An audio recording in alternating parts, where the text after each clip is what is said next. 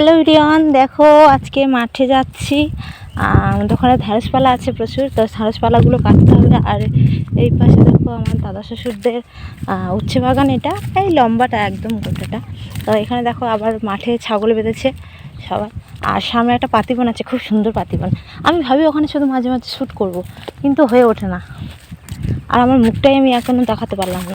এই যে ছেলেকে নিয়ে মাঠে যাচ্ছি এখন, ওখানটায় গিয়ে ঢ্যাঁড়সপালা কাটবো। আর আসতে প্রায় সন্ধে হয়ে যাবে। সে যাই হোক, তোমাদের ভিউটা কেমন লাগছে দেখো, খুব সুন্দর ভিউ। আমার তো খুব ভালো লাগে।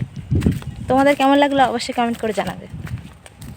তো তোমরা দেখতে পাচ্ছ যে আমি এখন মাঠে দাঁড়িয়ে আছি, আর এই যে পাড়, আমাদের ঢ্যাঁড়স পাড়। আর আমি অনেকটা কেটে চলে এসেছি, আর কিছুটা বাকি আছে। আর মাঠের মধ্যে প্রচুর গান শুনতে পাচ্ছি, কারণ সাইডের পাড়ায় কালী ঠাকুর উঠেছে। মানে দুর্গাপুজোর সময় যে কালী ঠাকুরটা পুজো হয়, তখন ওরা পুজো করতে পারেনি, মাঠে জল ছিল বলে এখন করছে। তো রাতে অনুষ্ঠান আছে, আর দেখতে যাব। আমি তো খুব উৎসাহিত, আর সবাইকে, বাড়ির সবাইকে বলছি আমাকে মেলায় নিয়ে যেতে হবে।